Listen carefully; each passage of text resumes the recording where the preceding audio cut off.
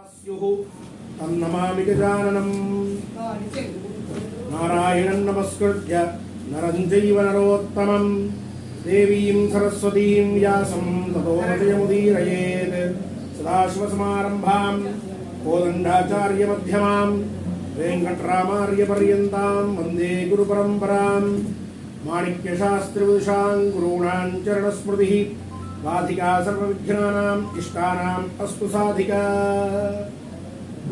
सभायै नमः।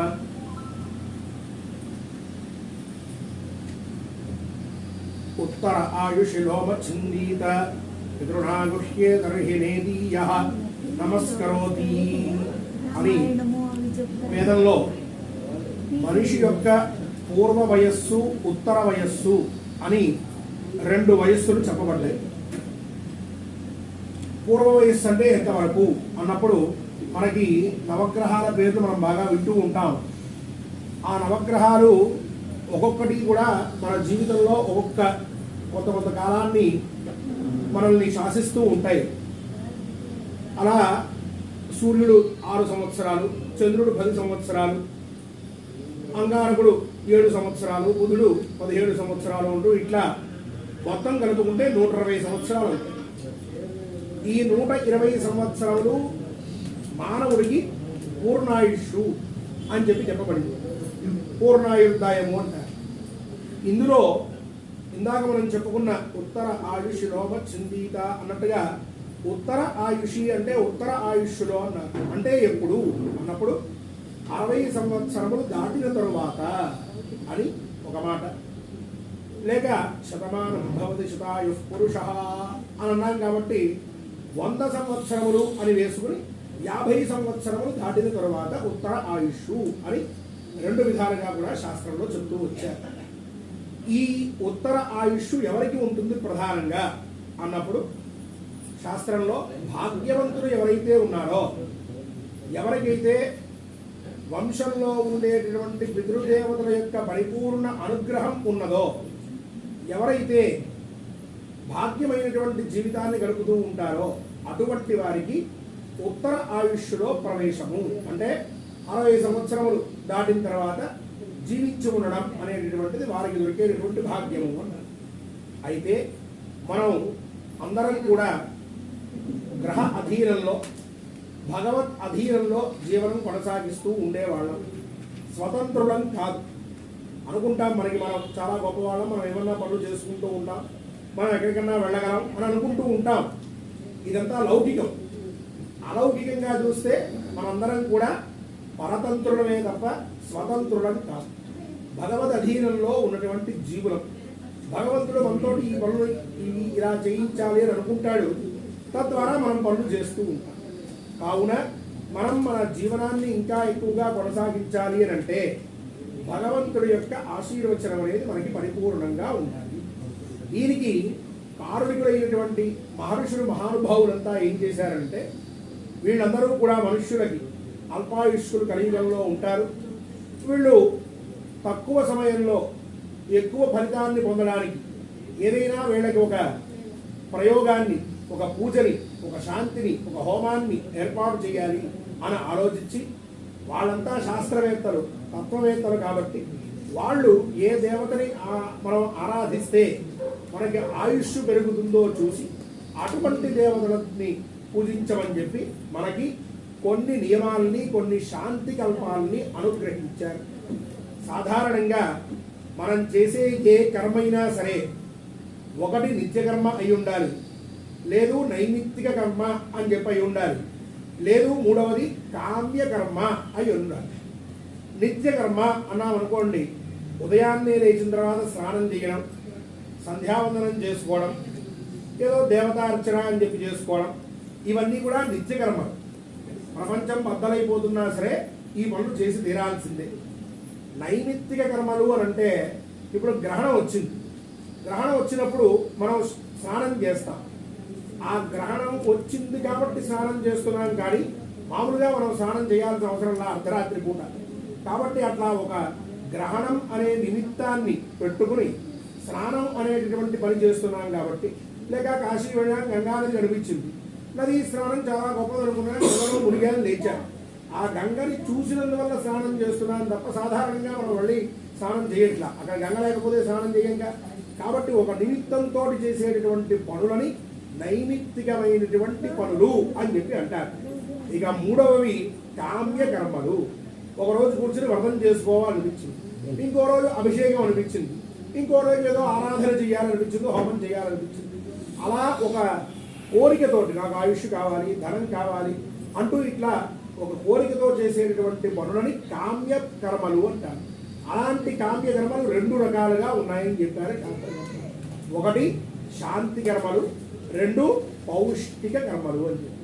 శాంతి అంటే మనకు ఉన్నటువంటి దోషాలన్నీ పోయి మనకి ఇతోధికమైనటువంటి అభివృద్ధి, యోగక్షేమములు కలగడానికి అని అర్థం. యోగక్షేమములు అంటే ఏమిటి అంటే మన పూర్వకాలంలో కూడా ఉత్తరాల్లో రాసేవారు, మీ యోగక్షేమములు తలస్తున్నాను అని చెప్పి అనేవాళ్ళు. అంటే అర్థం ఏమిటి అని అంటే యోగక్షేమస్య కృత్యై అని వేదంలో ఒక మంత్రం దగ్గర చెప్తారు. అప్రాప్తస్య ప్రాప్తి యోగః తస్య రక్షణం క్షేమః. అంటే ఇంతవరకు పొందనటువంటి దాన్ని పొందడాన్ని యోగము అంటారు, దాన్ని రక్షించుకోవడాన్ని క్షేమము అంటారు. ఆయుష్ ఇంతవరకు ఎక్కువగా లేదనుకోండి, ఒక వ్యక్తికి ఏదో పూజ చేసుకున్నాడు, అతనికి ఆయుష్ పెరిగింది, పెరిగినటువంటి దానికి యోగం కలిగింది అని అర్థం. దాన్ని రక్షించుకుంటే క్షేమం కూడా కలిగింది అని అర్థం. అట్లా యోగక్షేమములు 2 కలగడానికి చేసేటటువంటివేమో శాంతి, ఉన్నటువంటిది ఇంకా ఎక్కువ అవడానికి చేసేటటువంటి దాన్ని పౌష్టిక కర్మ అని చెప్పంటారు. ఇలా ఈ శాంతి కర్మలు మన మహర్షులు ఈ వయస్సు పెరుగుతున్న కొద్దీ మనిషిలో బలం తగ్గుతుంది, శరీరంలో సౌష్ఠవం తగ్గుతుంది, బుద్ధిలో కూడా కొంత ప్రభావం తగ్గుతుంది, కొంత వృద్ధాప్య ఛాయలు కనిపిస్తూ ఉంటాయి. అటువంటి సమయంలో వీడు సుఖ సంతోషాలతో ఉండాలి. ఏ విధమైనటువంటి రోగములు వీడి దరి చేరకూడదు, వంశాభివృద్ధి జరుగుతూ ఉండాలి, కుటుంబంలో మంగళకర్మలు జరుగుతూ ఉండాలి. వీళ్ళ ఎదుటిన పిల్లలు కూర్చుని వాళ్ళు మంచి కర్మలు చేసుకుంటూ ఉంటే వీళ్ళు చూసి ఆనందించాలి అన్నటువంటి ఉద్దేశ్యంతో వయస్సు పెరుగుతున్న కొద్దీ ఒక్కొక్క శాంతిని చెప్పుకుంటూ వచ్చారు. అందులో ప్రధానంగా 60 సంవత్సరములు అంటే మన జీవితంలో సగం భాగం పూర్తయిన తర్వాత అందరి దేవతల యొక్క అనుగ్రహం కోసం అని చెప్పి చేయవలసినటువంటి శాంతిని ఉగ్ర రథ శాంతి అన్నారు. దానికే షష్ఠి పూర్తి అని చెప్పి కూడా ఒక పేరు ఉన్నది. ఇక 70 సంవత్సరములు నిండిన తర్వాత 72 సంవత్సరములు లేక 75 సంవత్సరములు ఆ కాలాన్ని బట్టి వాళ్ళకు కుదిరినప్పుడు మళ్ళీ భగవంతుడి యొక్క అనుగ్రహం కోసం చేసుకునేటటువంటి దాన్ని భీమరథ శాంతి అని చెప్పి చెప్పారు. ఇప్పుడు మీరు చేస్తున్నటువంటిది కూడా అదే భీమరథ శాంతిని చేసుకుంటూ ఉన్నారు. ఎవరండి ఈ భీమరథుడు? ఆయన పేరు భీమరథ అంటున్నాం. ఎవరు ఈయన అంటే పరమేశ్వరుడు, ఆయుష్కారకుడు. మృత్యుంజయాయ రుద్రాయ నీలకంఠాయ శంభవే అంటూ ఆయుష్యాభివృద్ధిని కలగజేసే దేవతని మనం పరమేశ్వరుడు అని పిలిపిస్తూ ఉంటాం. అటువంటి పరమేశ్వరుణ్ణి ఇక్కడ మనం కూర్చోబెట్టి ఆవాహన చేసి పూజ చేయడం. ఇక్కడే ఇంకో చమత్కారం కూడా ఉంది. ఈ శాంతి కల్పంలో ఇక్కడ ప్రధానంగానేమో పరమేశ్వరుని పెట్టమంటారు. అధిదేవత ప్రత్యధిదేవత అని చెప్పి 2 ఉంటారు. ఎలా అయితే మనకి ఎవరన్నా ఒక అధికారి వస్తూ ఉంటే ఆయనకు సబార్డినేటు ఇంకో సబార్డినేటు పక్కన నుంచుంటూ ఉంటారు. అలాగే ఇక్కడ కూడా రుద్రుడు అనేటువంటి ఆయన ప్రధానమైనటువంటి దేవత.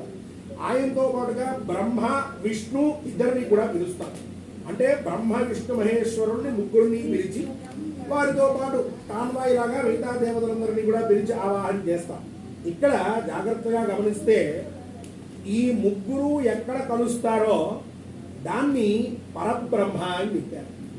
బాగా ఆలోచిస్తే బ్రహ్మ అన్నాం అనుకోండి, సృష్టిని చేసిన బ్రహ్మే తెలుస్తాడు. విష్ణువు అన్నాం అనుకోండి, లక్ష్మీదేవి యొక్క భర్త తెలుస్తాడు. రుద్రుడు అన్నాం అనుకోండి, ఆయన పరమేశ్వరుడు అని తెలుస్తాడు. ఈ ముగ్గురు విడివిడిగా ఉంటే విడివిడిగానే ఉంటారు. ఈ ముగ్గురు ఎప్పుడు కలిశారో అప్పుడు దాన్ని పరబ్రహ్మోపాసన అని చెప్పారు. ఈ వయసులో మీకు కావాల్సింది ఏమిటి? ఇంకా ఆ స్థలం కొనలేదు, ఇక్కడ లోన్ కట్టలేదు, పిల్లవాడు ఇంకో పెద్ద ఉద్యోగం తెచ్చుకోలేదు, ఈ చింతన అవసరమా? అవసరం లేదు. ఏం కావాలి మనకి అంటే నిష్కల్మషమైనటువంటి జ్ఞానం కావాలి. ఏం చేస్తుంది ఆ జ్ఞానం అంటే మీకు ప్రశాంతతని కలగజేస్తుంది. మనస్సులో ఉద్వేగాన్ని పోగొట్టి స్థిర చిత్తాన్ని కలగజేస్తుంది.